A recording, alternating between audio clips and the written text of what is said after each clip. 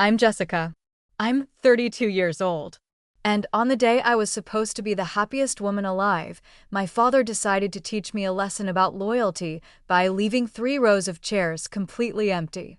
Before I tell you how that empty row led to me watching my father get escorted off my property by police officers he called himself, let me know where you guys are watching from in the comments. I read every single one. The air at the vineyard was thick, humid, and smelled faintly of rain and fermentation. It was a beautiful location overlooking a lake that usually made me feel calm. But standing there at the altar, adjusting my bracelet for the 10th time, I didn't feel calm. I felt a cold pit in my stomach that had nothing to do with pre-wedding jitters. My maid of honor, Andrea, leaned in. She's a woman I've ridden with in the ambulance for 5 years. We've seen car crashes, heart attacks, and overdoses together. Nothing rattles her, but she looked rattled now. Jess, she whispered, keeping her voice low so the guests in the second row wouldn't hear. It's 5 minutes past start time. Are we waiting for them? I looked out at the crowd. My husband Marcus has a huge family. They filled the left side of the aisle. A sea of cousins, aunts, uncles, and grandparents. They were buzzing with excitement, smiling, taking photos. Then I looked to the right. My friends were there. My colleagues from the station were there. But the first 3 rows, the rows reserved for immediate family, were empty. Just white wooden folding chairs staring back at me. I had placed small bouquets of lilies on the end of each row. My mother loved lilies. I thought maybe if she saw them, she'd soften up. Maybe she'd tell my father that this feud had gone on long enough. But the lilies just sat there wilting in the humidity. No, I told Andrea, my voice sounding steadier than I felt. We aren't waiting. They aren't coming. Andrea gave me a tight nod. She squeezed my shoulder, a firm, grounding grip, and signaled the officiant. The music started. Marcus walked down the aisle and he looked breathtaking. For a moment, the anger vanished. He was the one person who truly knew me, the one who knew how much those empty chairs hurt. And yet, he looked at me with enough love to fill the whole vineyard. We said our vows. I promised to protect him, to honor him, and as I said the words, I realized I was also making a promise to myself. I was done chasing people who didn't want to be caught. The ceremony ended. We walked back up the aisle as husband and wife. People cheered. Rice was thrown.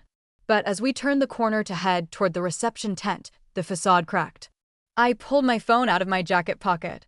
I told myself I was just checking the time, but I knew I was lying. I was checking for a text, a call, an excuse, maybe a flat tire, maybe a medical emergency. Anything was better than the silence of choice. There was a notification. My heart jumped into my throat. It was from Dad. I stopped walking. Marcus stopped with me, his hand gripping mine. Is it them? He asked, his voice soft. I opened the message. There was no congratulations. No, sorry we missed it. No, I hope the weather held up.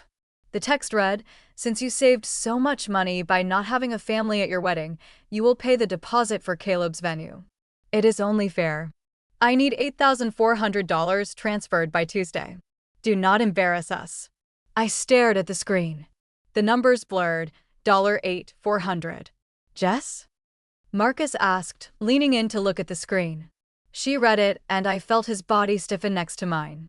He sent you an invoice on our wedding day. I let out a laugh. It was a dry, humorless sound that frightened me a little. Yeah, he did. My father, Thomas, was a man of logic, or at least his own twisted version of it. To him, relationships were transactional. I was the investment that was supposed to pay dividends. Caleb, my younger brother, was the luxury asset that needed maintenance. Caleb was getting married in August, 2 months from now. He wanted a reception at the Grand Hotel downtown, a place where plates started at $150 a head. I had chosen a vineyard specifically because it was beautiful but affordable. We paid for everything ourselves, every dime.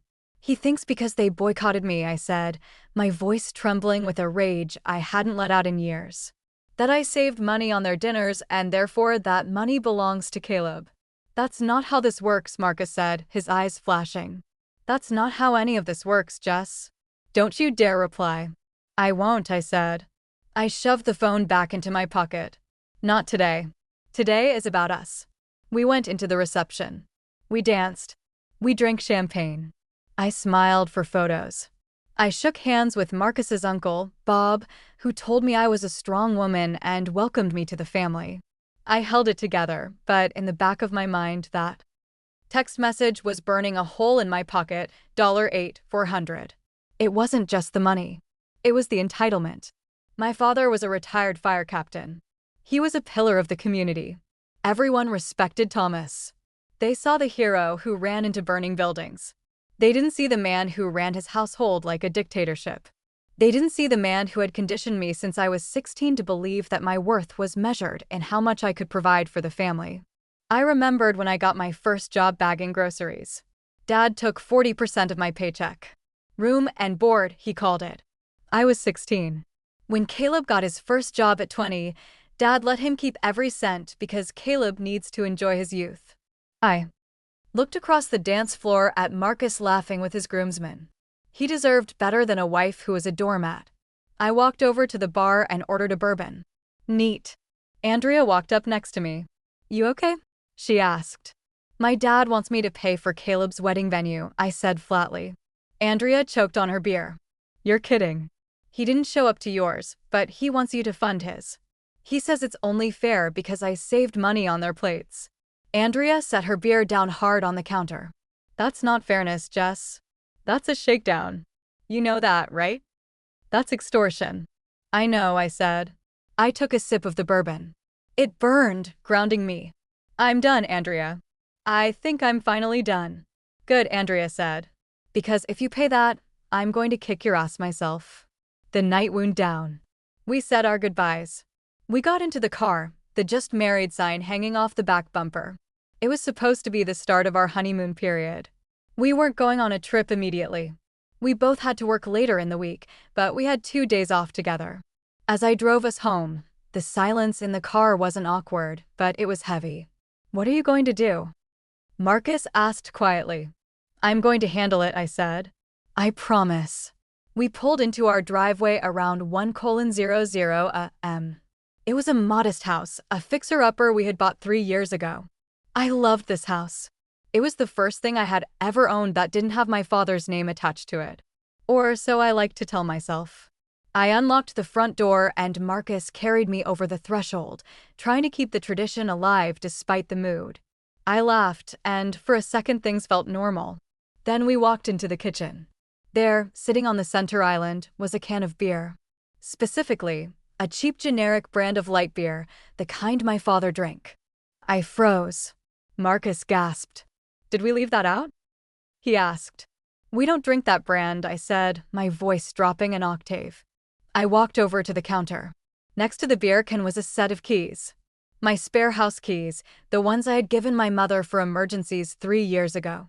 My father had been here while we were at our wedding, the wedding he refused to attend. He had let himself into my house.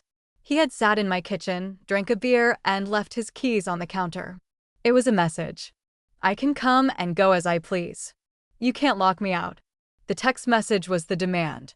The keys were the threat. I looked at Marcus. His face was pale. He was here. In our house. Yeah. I don't feel safe, Jess, he whispered. That broke something inside me. Hearing my husband say he didn't feel safe in his own home because of my father. I pulled out my phone again. What are you doing? Marcus asked. He wants a transfer, I said. I'm giving him a transfer. I navigated to the transfer page. I selected my father's account, the one I had sent thousands of dollars to over the years for family emergencies, car repairs, and medical bills that insurance supposedly didn't cover.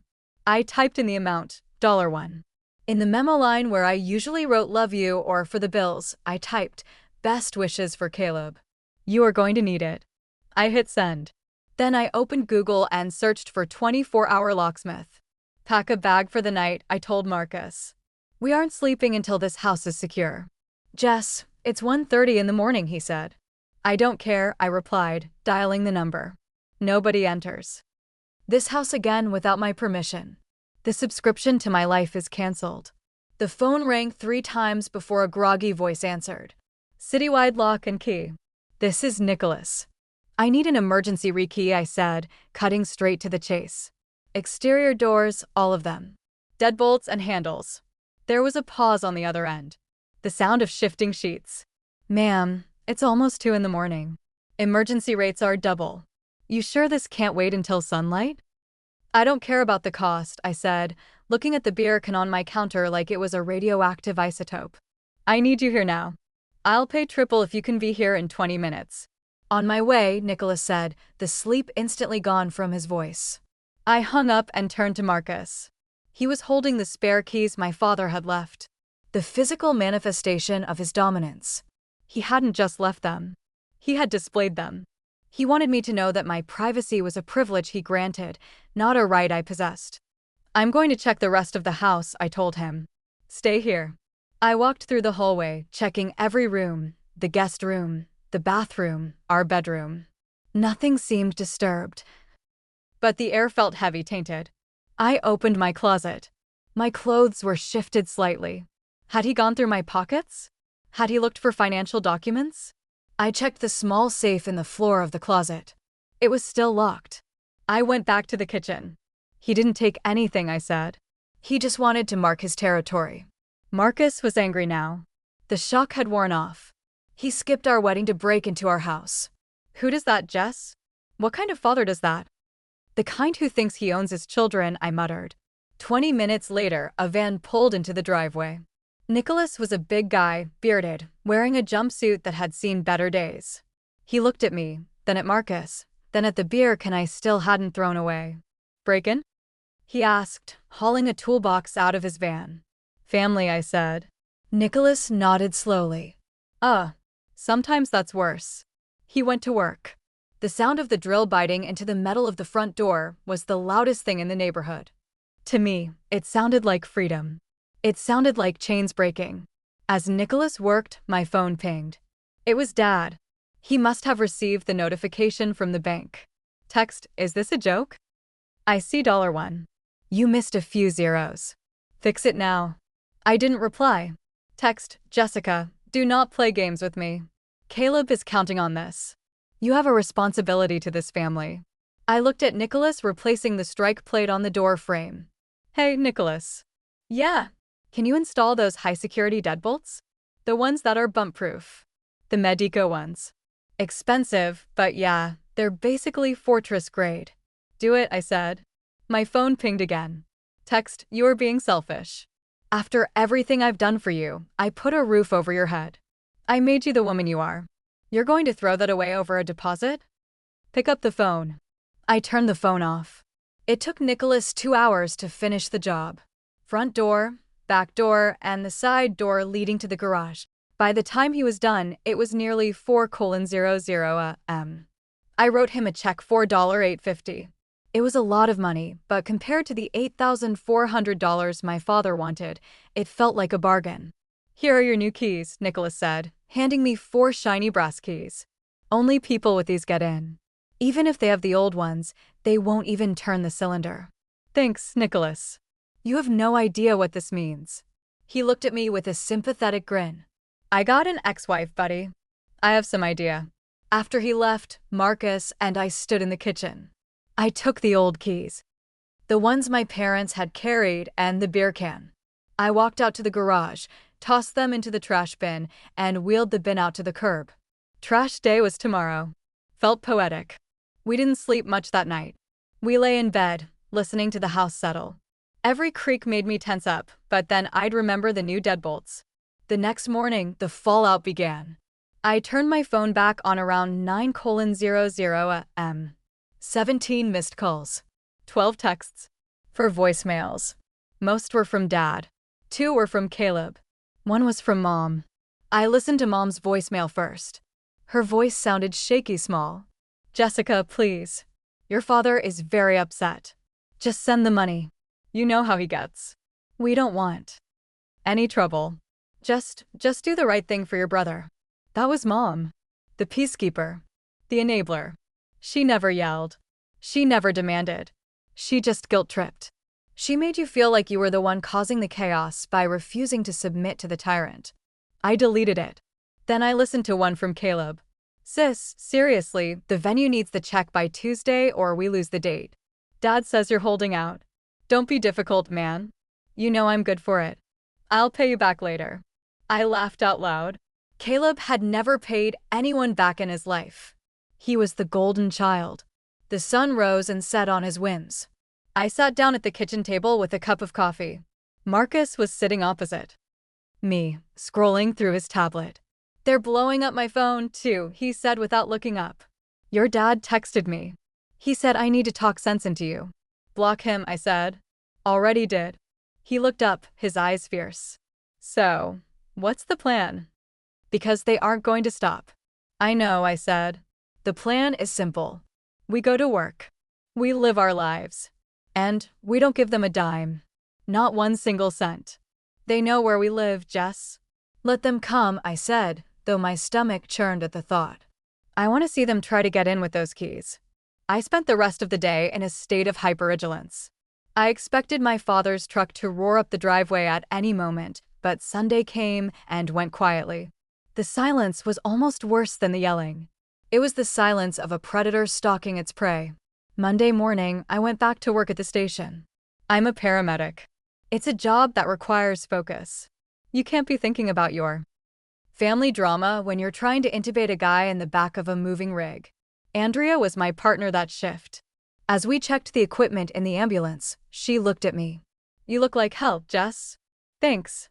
Slept about 3 hours. Did you pay him? I sent him $1, I said. Andrea stopped checking the oxygen tank.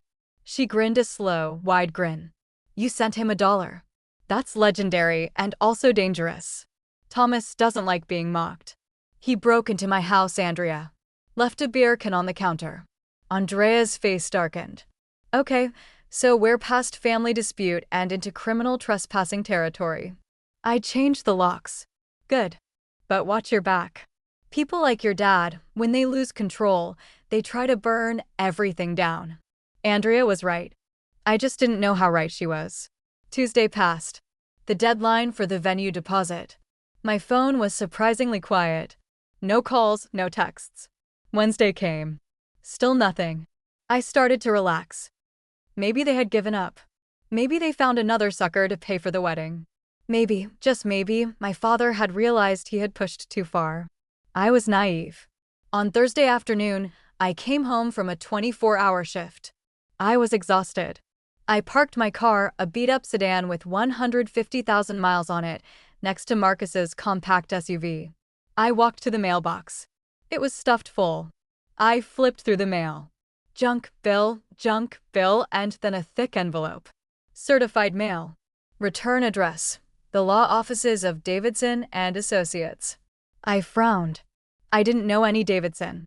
I tore the envelope open right there in the driveway. I pulled out a stack of legal papers. Summons and complaint. My eyes scanned the dense legal jargon. Plaintiff, Thomas Miller. Defendant, Jessica Miller. My hands started to shake. Count 1, fraud. Count 2, embezzlement. Count 3, elder abuse. I leaned against my car, feeling the blood drain from my face. Allegation: the defendant, Jessica Miller, utilizing her medical access and undue influence, did fraudulently alter the life insurance beneficiary designation of the deceased grandmother, Eleanor Miller, thereby misappropriating funds in the amount of $16,800. I gasped, $16,800. My grandmother had died 2 years ago. She left me a small policy, just enough to cover her funeral and a little extra. I had used that money exactly as she asked, for her burial and to pay off some of her remaining debts. But the number, $16,800, that was exactly double the $8,400 my father wanted for Caleb's wedding. He wasn't just suing me. He was trying to frame me. He was accusing me of stealing from a dead woman to destroy my reputation, jeopardize my paramedic license, and force me to settle. He didn't want justice. He wanted leverage. I looked at the house, my fortress with the new locks. I'd kept him out physically, but he had found a way to break in legally. You want a war, Dad? I whispered to the empty driveway. Okay, you got one. I walked inside and threw the legal papers on the kitchen table. The heavy thud they made felt like a gavel coming down on my life. Marcus walked in a moment later, saw my face, and then saw the papers. He didn't ask. He just picked them up and started reading. Elder abuse? He whispered, horrified. He's accusing you of elder abuse? You were the only one who visited Nana in the nursing home. You were the one who spoon-fed her when her hands shook too much. He knows that, I said, pacing the kitchen. He doesn't care about the truth. He cares about the license. That was the kicker. In my state, if you have a pending charge or a civil judgment involving fraud or elder abuse, your paramedic license is automatically suspended pending investigation. If I lost my license, I lost my income. If I lost my income, I couldn't pay the mortgage. He was going for the jugular. Why? Marcus asked, tears welling in his eyes. Why does he hate you this much? He doesn't hate me, I said, stopping my pacing. He just thinks I'm a tool that stopped working. And when a tool stops working, you hammer it until it does. To understand why this was happening, you have to understand the money. In my family, money wasn't currency. It was a weapon. 6 years ago, I wanted to go to paramedic school. The program cost $12,350. I didn't have the credit for a loan yet because I was young and Dad had never let me build any financial history. Dad stepped in. I'll pay it, he said. He played the benevolent patriarch. I'll cover your tuition. You focus on your studies. I thought he was being a father. I was wrong. He was being a loan shark. The moment I graduated and got my first job, the repayment plan started. But it wasn't just the $12,350. He added interest. He added administrative fees. He added the cost of gas he used to drive me to class twice. For 3 years, I paid him $500 a month. Every month, if I was a day late, he would show up at my station and make a scene in front of my captain. A woman pays her debts, Jessica, he'd bellow. I calculated it once. I had paid him back nearly $18,000 for a $12,000 loan. Meanwhile, there was Caleb. When Caleb turned 21, while I was eating ramen noodles to pay Dad's vig, I pulled into the driveway for Sunday dinner and saw it. A brand new Porsche Macan, black, shiny rims, a red bow on the hood. Caleb was jumping up and down, screaming. Mom was clapping. Dad was beaming with pride, his chest puffed out. Whose car is that? I had asked stupidly. It's Caleb's birthday gift, Mom chirped. Isn't it gorgeous? I looked at Dad. You bought him a Porsche. You told me last week you were tight on cash when I asked to defer my payment. Dad's face hardened. This is different, Jessica. Caleb needs a reliable vehicle to get to his internships. Image matters in business. Caleb didn't have an internship. Caleb was a freelance DJ who worked maybe 2 weekends a month. I drive a 10-year-old Honda that leaks oil, I said. And I'm paying you $500 a month for school. Did Caleb pay for this? Dad stepped close to me, invading my personal space. You are the older sibling. You are supposed to sacrifice. Caleb is delicate. He needs help. You have a trade. You can work. Don't be jealous. It's ugly. Jealousy? No. It was rage. That was the day I realized the rules were rigged. I was the draft horse. Caleb was the show pony. 6 months ago, I finally snapped.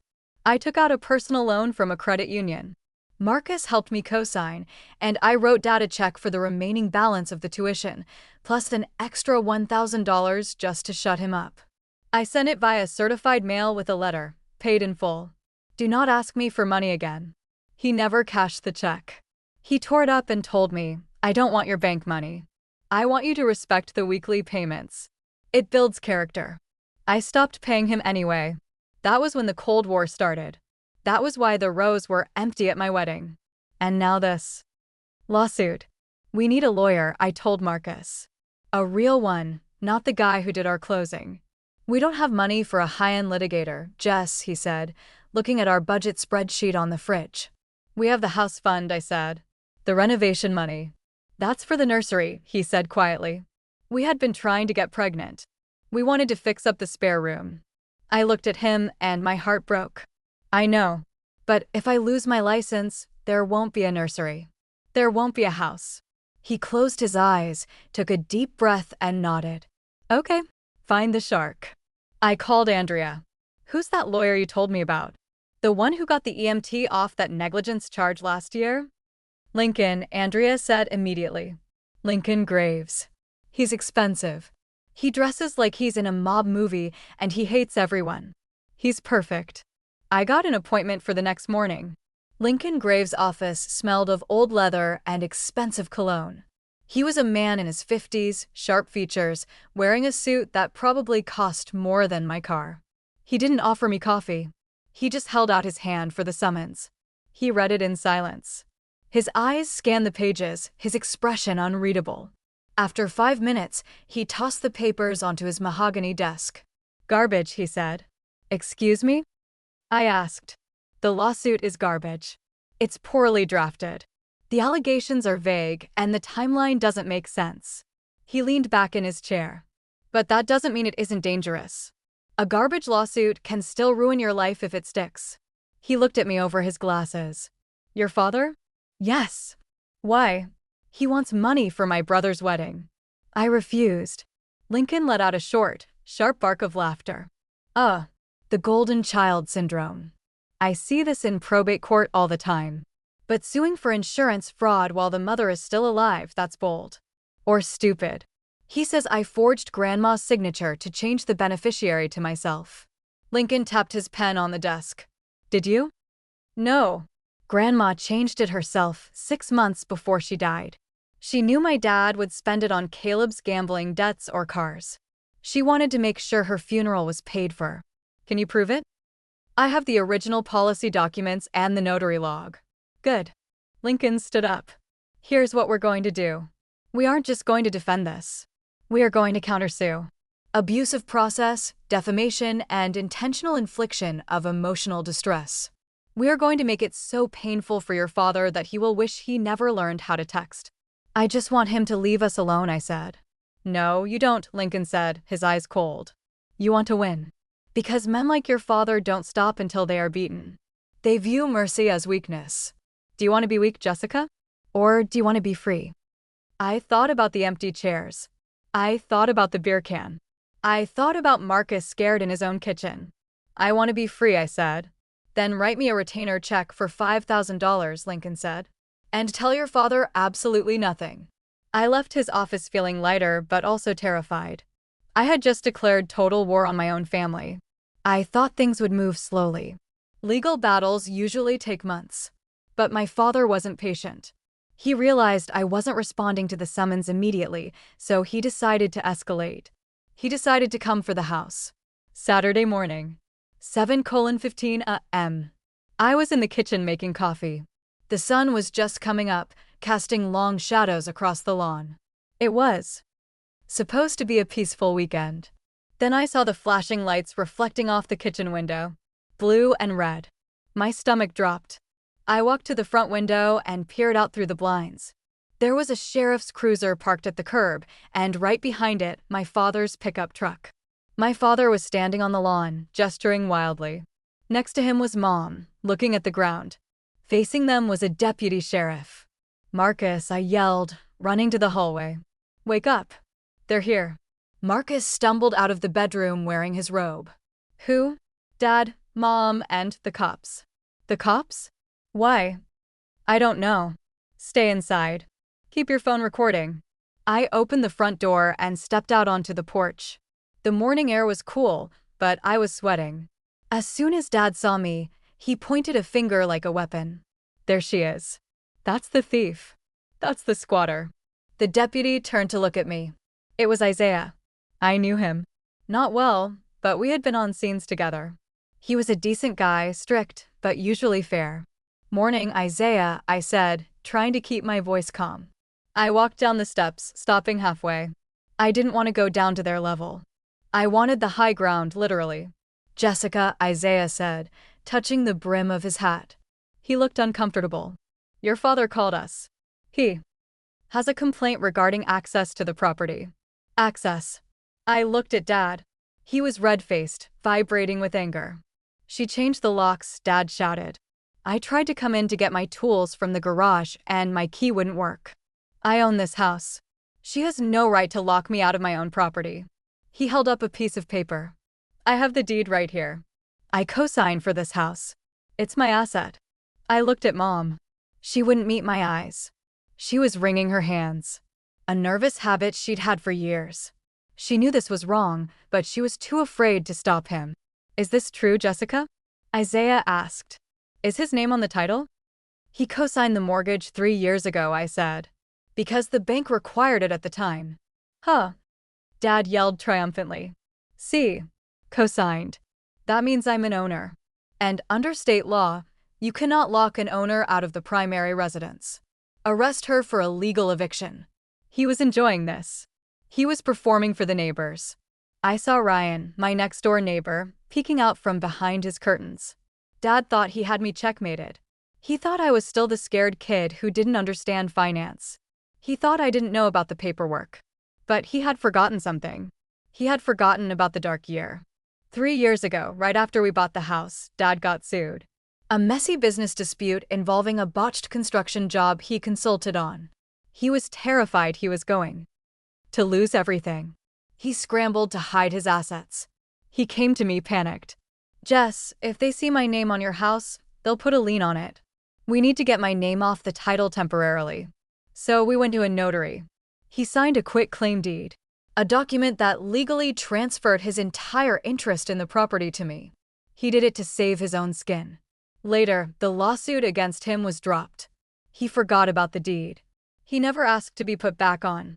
And I never reminded him. I looked at Isaiah. Can I go inside and get a document? Make it quick, Isaiah said. I went inside. Marcus was filming from the window. You got this? He asked. Watch this, I said. I went to the safe. I pulled out the file marked house. I found the quitclaim deed, stamped, notarized, and recorded with the county clerk.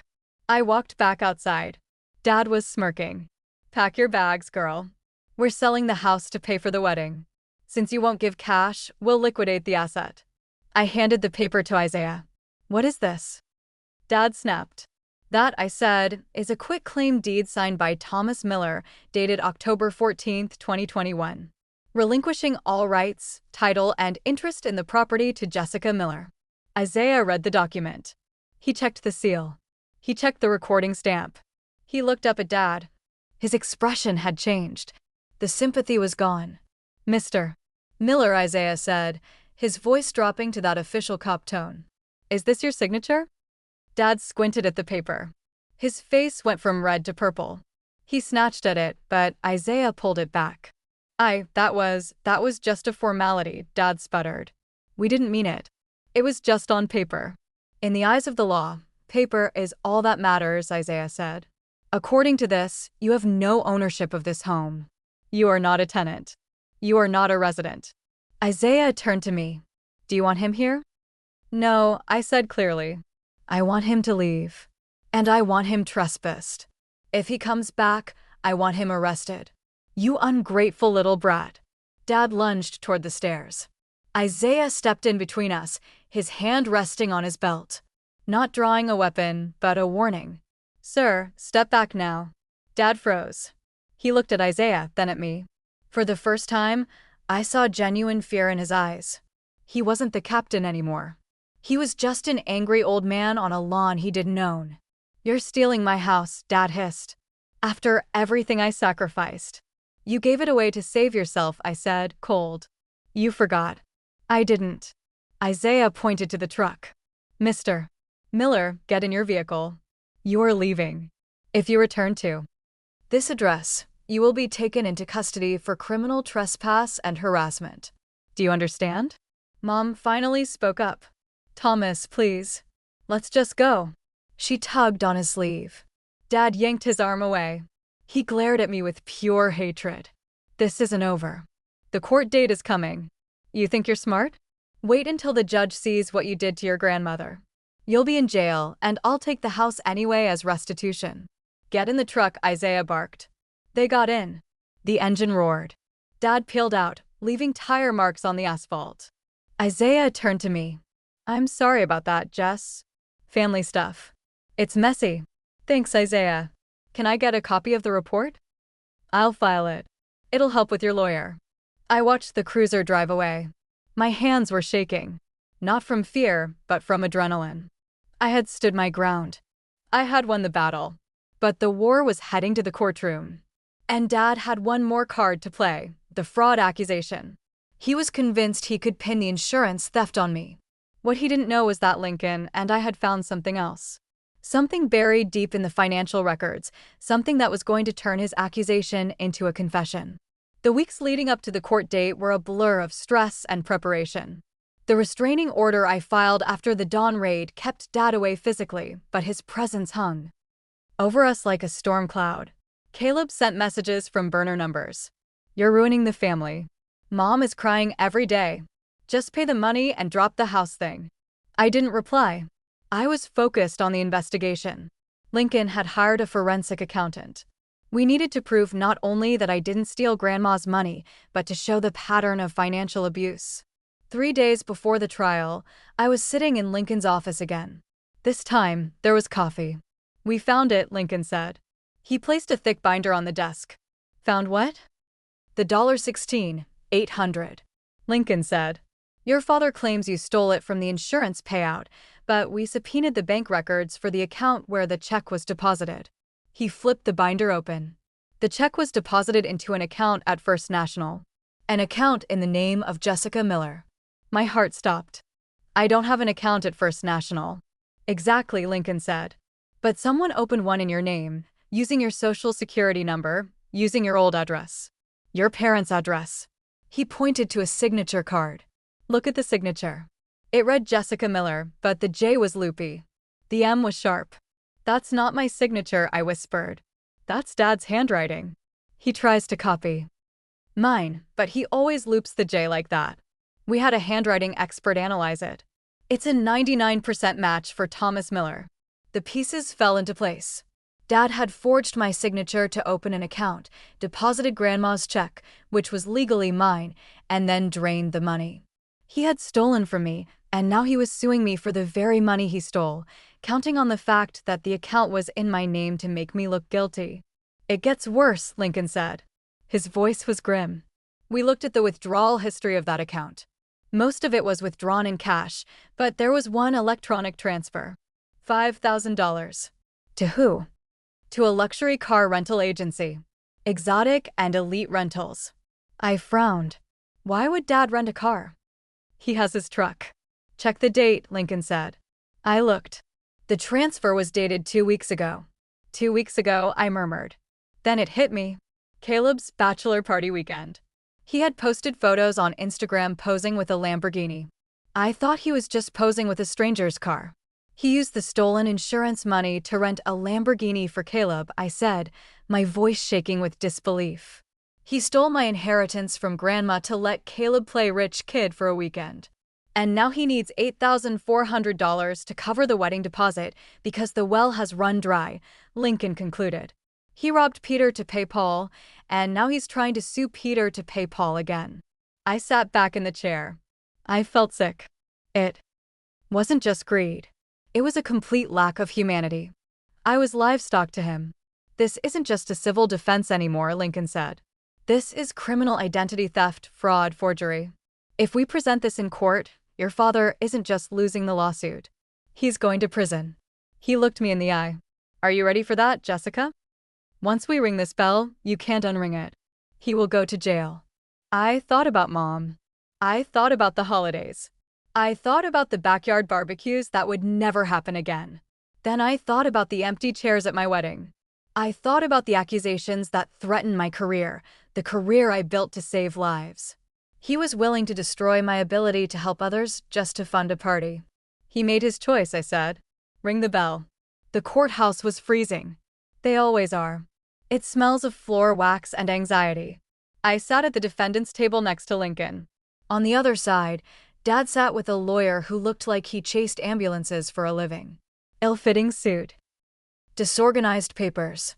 Caleb was there, too, sitting in the gallery, looking bored and annoyed, checking his watch. Mom wasn't there. I was grateful for that. The judge, Honorable Jonathan Hayes, was a stern man with reading glasses perched on the end of his nose. Case number 4922, the bailiff announced. Miller versus Miller. Dad's lawyer stood up. Your Honor, this is a clear case of elder financial abuse. The defendant, Jessica Miller, used her position as a paramedic to manipulate her dying grandmother and redirect her insurance funds to herself. We are asking for full restitution of $16,800 plus punitive damages. Dad nodded vigorously, looking at the judge with a practiced expression of sorrow. She trusted her, Dad said out of turn. And she robbed her grave. Mr. Miller, speak only when addressed, Judge Hayes snapped. Lincoln stood up. He didn't use notes. He just buttoned his jacket. Your Honor, the plaintiff's claims are entirely fabricated. Not only did my client not steal these funds, but we will prove that the plaintiff is the one who misappropriated them, using identity theft to frame his own daughter. A murmur went through the courtroom. Dad scoffed loudly. Evidence, Mr. Graves? The judge asked. Defense Exhibit A, Lincoln said, handing a folder to the bailiff. GPS records from the defendant's ambulance unit. Lincoln projected a map onto the courtroom screen. The plaintiff claims the funds were withdrawn in person at a branch in Springfield on November 12th at 2 p.m. Here is the GPS log for Jessica Miller's ambulance. At 2 p.m. on that day, Ms. Miller was responding to a cardiac arrest call on Interstate 95, 40 miles away from the bank branch. Unless Ms. Miller can teleport, she did not make that withdrawal. Dad's lawyer looked confused. He shuffled his papers. Well, he could show the transfer to Exotic and Elite Rentals. The stolen funds were used to rent a Lamborghini Huracan, a vehicle that was featured on the social media account of Caleb Miller, the plaintiff's other son. On the weekend of the withdrawal, Lincoln turned to face Dad. Mr. Miller, did you forge your daughter's signature to steal her inheritance and fund a luxury joy ride for her brother? Objection, Dad's lawyer squeaked. Dad stammered. He looked at Caleb. Caleb was sinking low in his seat, his face pale. Mr. Miller, the judge said, his voice like thunder. I am looking at these documents. This looks like bank fraud. I am pausing these civil proceedings. Your Honor, Dad yelled, standing up. She owes me. I paid for her school. She owes me that money. It doesn't matter whose name was on the account. It's family money. Sit down, the bailiff barked. You don't understand. Dad was losing it now. The mask of the respectable fire captain was slipping. I am the head of this house. I decide where the money goes. Jessica is selfish. She refused to pay for the wedding. I had to take what was mine. The entire courtroom went silent. He had just confessed. He justified theft as parental right. The judge took off his glasses. He looked at Dad with pure disgust. Mr. Miller, you just admitted to forgery and theft on the record. Bailiff, please secure the courtroom. I am referring this matter to the district attorney's office immediately. Dad's eyes went wide. What? No. This is a civil court. You can't. Two bailiffs moved in. They grabbed Dad's arms. Don't touch me, Dad screamed. He looked at me. Jessica, tell them. Tell them to stop. I'm your father. I sat there frozen. Part of me wanted to look away. Part of me wanted to cry. But the part of me that had been honed by years of empty promises and manipulation simply watched. I stood up slowly. I looked Dad in the eye. You're not my father, I said, my voice steady enough for the room to hear. You're just a man who owes me a lot of money. Jessica, he screamed as they handcuffed him. Caleb, do something. I looked back at the gallery. Caleb was gone. He had slipped out the back door the moment the handcuffs came out. The golden child had fled, leaving the king to fall alone. The judge looked at me. Ms. Miller, the case against you is dismissed with prejudice, and I will ensure the DA receives all these exhibits. Thank you, Your Honor, I said. I walked out of the courtroom. Marcus was waiting in the hallway. He hugged me, and I finally let out the breath I had been holding for months. It's over? He asked. The lawsuit is, I said. But the rest is just beginning. Dad was in custody. Caleb was on the run from his own debts. And I was standing there, a free woman. But there was still one more loose end. One more secret that Lincoln had found. Something that involved the one thing Dad valued more than money. His medal of valor. The sound of handcuffs clicking shut is distinct. It's mechanical, cold, and final. It was the last sound my father, Thomas Miller, heard as a free man. As the bailiffs escorted him out through the side door, he didn't look back at me. He looked at the empty seat where Caleb had been sitting just moments before. Even in his downfall, his concern was for the golden child who had abandoned him the second the ship started sinking. I sat at the defendant's table for a long time after the courtroom cleared out. Lincoln was packing up his briefcase with the casual efficiency of a man who had just won a game of chess against a pigeon. "You okay, Jess?" Lincoln asked, snapping the latches of his case. "I don't know," I said. "Honestly, I thought I would feel happy. Vindicated. But I just feel tired." "That's normal," Lincoln said. "Adrenaline is a hell of a drug, and you just crashed. Go home, hug your husband. We have a lot of paperwork to do next week, but for today, you're done." I walked out into the hallway. Marcus was there pacing. He ran to me and I held him, smelling his cologne, grounding myself in the reality that we were safe. But the hallway wasn't empty. My mother, Martha, was standing near the elevators. She looked smaller than I had ever seen her. Her face was pale, her eyes red and swollen. She wasn't looking at me with relief. She was looking at me with a mixture of fear and accusation. "Jessica," she said. Her voice was trembling. "Mom," I said. "I didn't let go of Marcus." "They took him," she whispered. "They took your father to the holding cell. They said he's facing felony charges. Fraud, identity theft, forgery." "I know," I said. "He did those things, Mom." She took a step closer, her hands wringing together. "You have to drop the charges, Jessica. You have to tell the judge it was a mistake. Tell them you gave him permission. Please. He's 60 years old. He can't go to jail. He's a captain." I stared at her. Even now, after everything, after the break-in, the stolen inheritance, the Lamborghini, the attempt to destroy my career, she was still protecting him. Still asking me to set myself on fire to keep him warm. "I didn't press the charges, Mom," I said, my voice flat. "The state did. The judge did. I can't stop it even if I wanted to. And I don't want to." Her face twisted. "How can you be so cruel? He's your father. He raised you. He put a roof over your head. He stole $16,000 from me," I said, my voice rising. "He stole Grandma's money. He tried to take my house. He tried to get my paramedic license revoked. He didn't act like a father, Mom. He acted like a criminal. He did it for the family," she cried out. "He did it for Caleb. Your brother needed help. And that makes it okay?" I asked, incredulous. "Sacrificing me for Caleb is okay?" She didn't answer. But her silence was the loudest answer I had ever heard. In her world, yes, it was okay. Because I was the resource and Caleb was the priority. "Go home, Mom," I said. "Call a lawyer for Dad. But don't call me." I took Marcus's hand and walked to the elevator. As the doors closed, I saw my mother standing there alone, a relic of a dynasty that had just collapsed. The next few weeks were a slow-motion car crash for the Miller family. Lincoln kept me updated. The district attorney didn't go easy on Dad. The evidence was overwhelming. The GPS data, the handwriting analysis, the bank records. It was an open and shut case. Dad tried to plead not guilty initially, claiming I had verbally authorized it, but the exotic and elite rentals transaction was the nail in the coffin. No jury would believe I authorized my father to steal my grandmother's funeral money to rent a Lamborghini for my brother. Dad took a plea deal.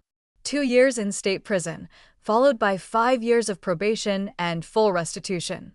But here was the kicker. Dad didn't have the money. He had spent it all on the rental, the deposit for Caleb's venue, and keeping up appearances. To pay the restitution and his own mounting legal fees, Dad had to liquidate his assets. I remember the day I drove past my childhood home. There was a for sale sign on the lawn. Not just any sign, but a foreclosure/bank-owned rider attached to it.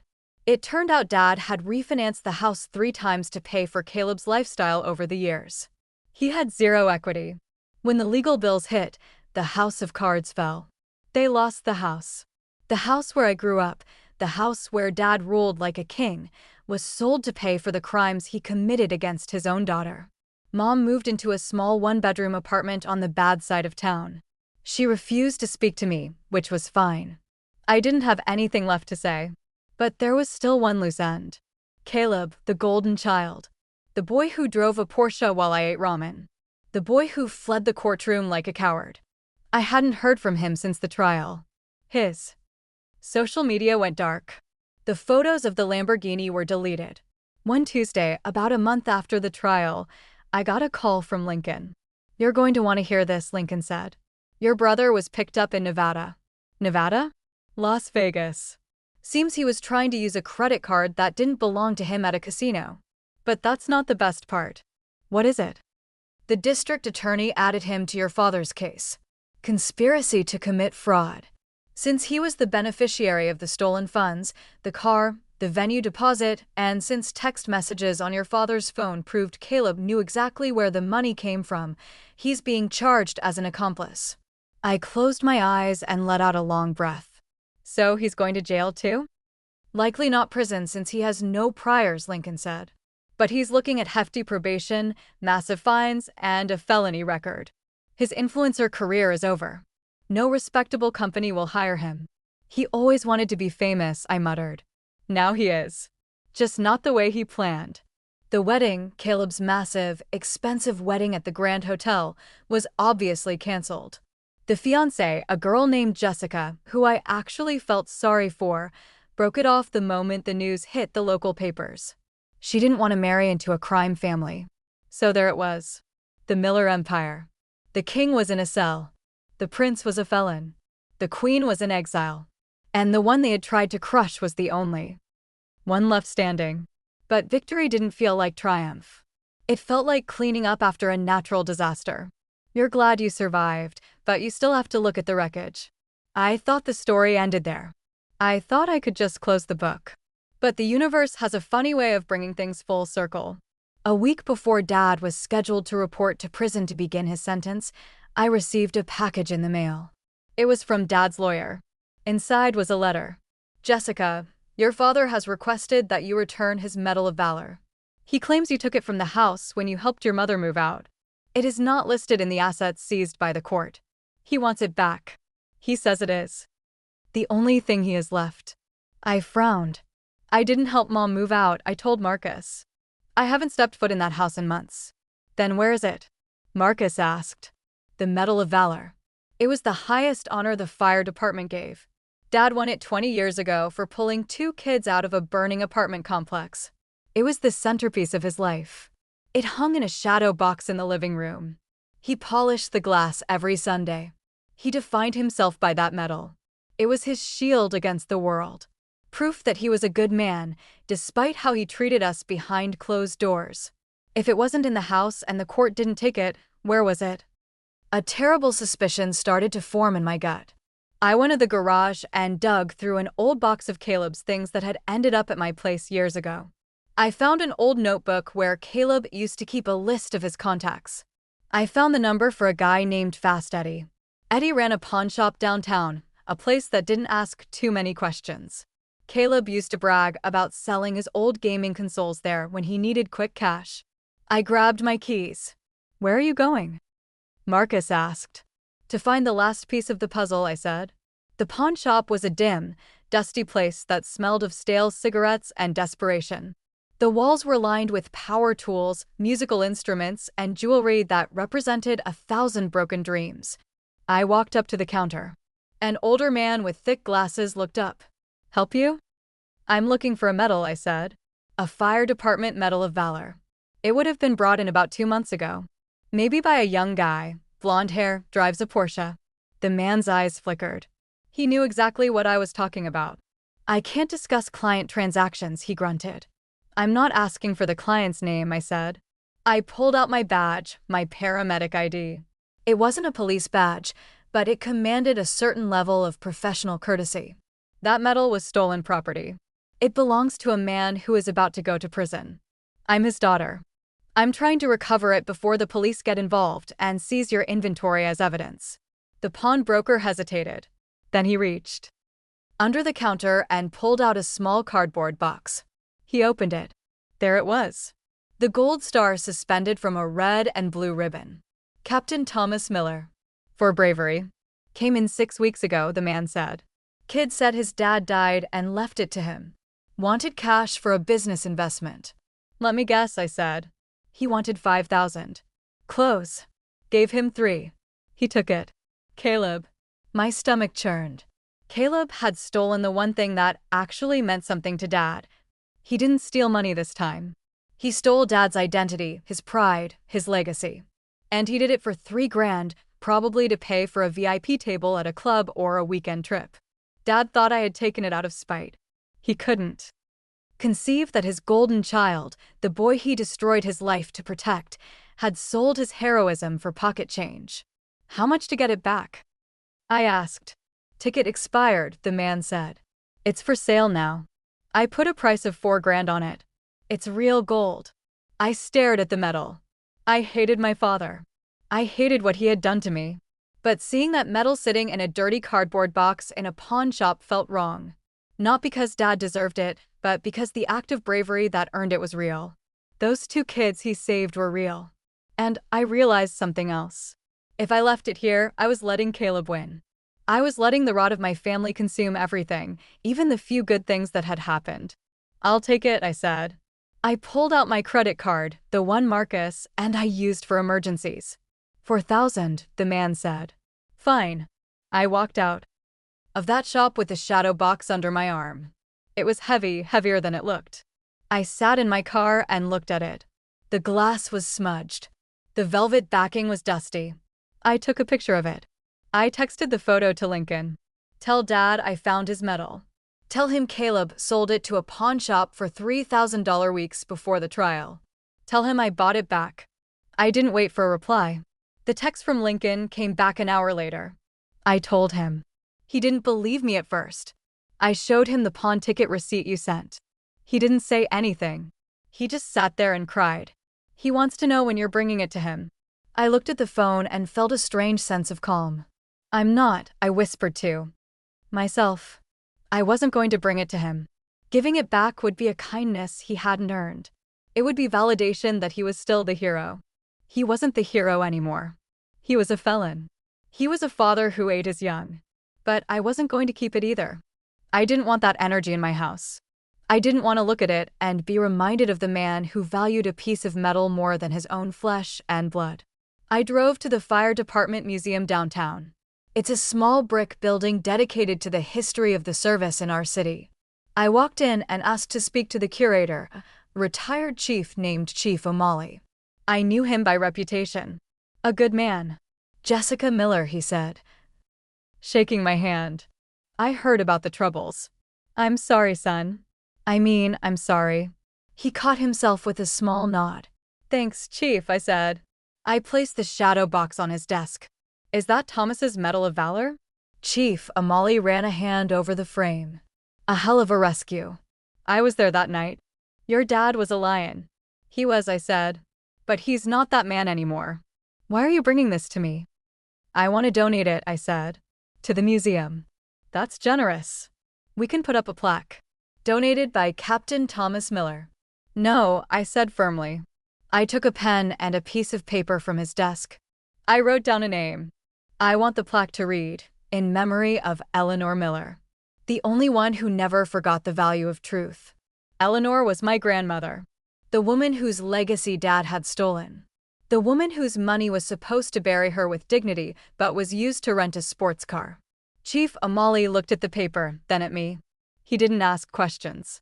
He saw the resolve in my eyes. We can do that, he said. It'll be in the Hall of Honor. Thank you, Chief.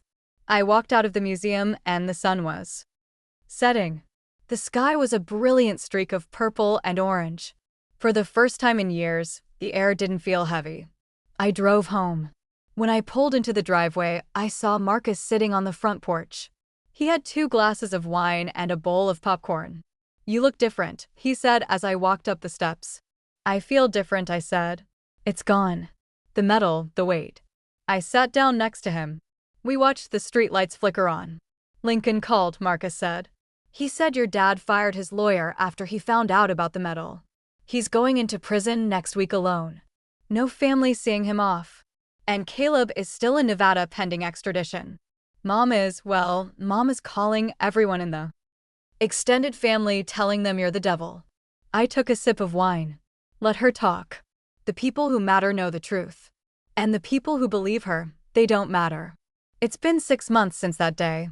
Life has settled into a rhythm that I never thought possible. A rhythm of peace. We finally finished the nursery. We painted it a soft sage green. Marcus is 4 months along. We found out last week. It's a girl. We aren't naming her after anyone in my family. We're naming her Leo after Marcus's grandmother. We both just love the name. I still work as a paramedic. Every now and then I drive past the old house. Strangers live there now. They planted a garden in the front yard where Dad used to park his truck. It looks better. It looks like a home, not a fortress. I haven't spoken to Dad. I know he's in a medium security facility upstate. I send money to his commissary account once a month. Not a lot, just enough for toothpaste and soap. I don't send letters. I don't visit. The money is anonymous. I do it not because he deserves it, but because I refuse to be the woman who leaves someone with nothing. That's who he is. It's not who I am. Caleb is working at a car wash in Reno as part of his work release program. From what I hear, he hates it. Good character building. The empty rows at my wedding used to haunt me. I used to wake up in the middle of the night seeing those white chairs and feeling the rejection in my bones. But now, when I look back at my wedding photos, I don't see the empty chairs. I see the people who were there. I see Andrea, my maid of honor, who stood by me when I was falling apart. I see my colleagues who covered my shift so I could go to court. I see Marcus's family, who welcomed me without hesitation. And I see Marcus, the man who stood in the kitchen while a locksmith drilled through the door at 2:00 a.m. and told me we would survive this. I realized that family isn't a static noun. It's a verb. Something you do. You family people by showing up, by respecting them, by loving them without conditions or invoices attached. My father thought family was ownership. My brother thought family was a resource. My mother thought family was a cult of silence.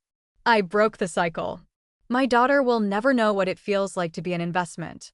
She will never receive an invoice for her existence. She will never have to buy her own mother's love. Last week, Andrea and I were responding to a call. An elderly man had fallen in his garden. His daughter was there holding his hand, crying, telling him it was going to be okay. The love in that daughter's eyes was so pure, so terrified of loss. Andrea looked at me as we loaded the patient into the ambulance. You going to be that kind of mom, Jess? I smiled. Yeah, I am.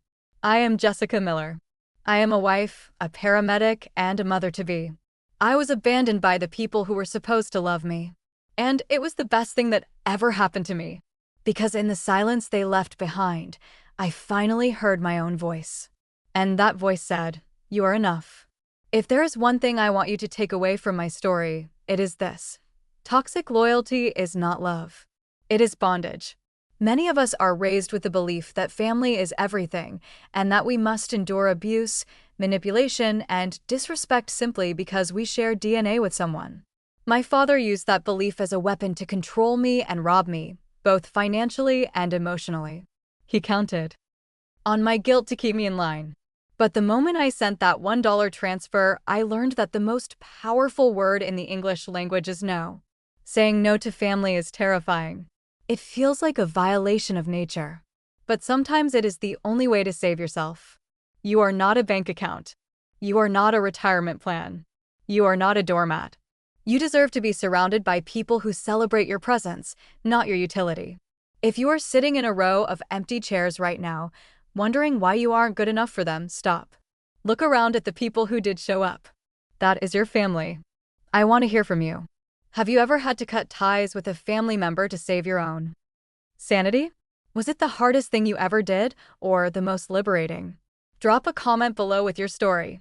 Or if this resonated with you, just comment, "Good." Let me know that we are in this together. Breaking cycles and building better futures. Thank you for listening to my journey. Stay strong, stay safe, and remember, you hold the keys to your own life. Never give them away.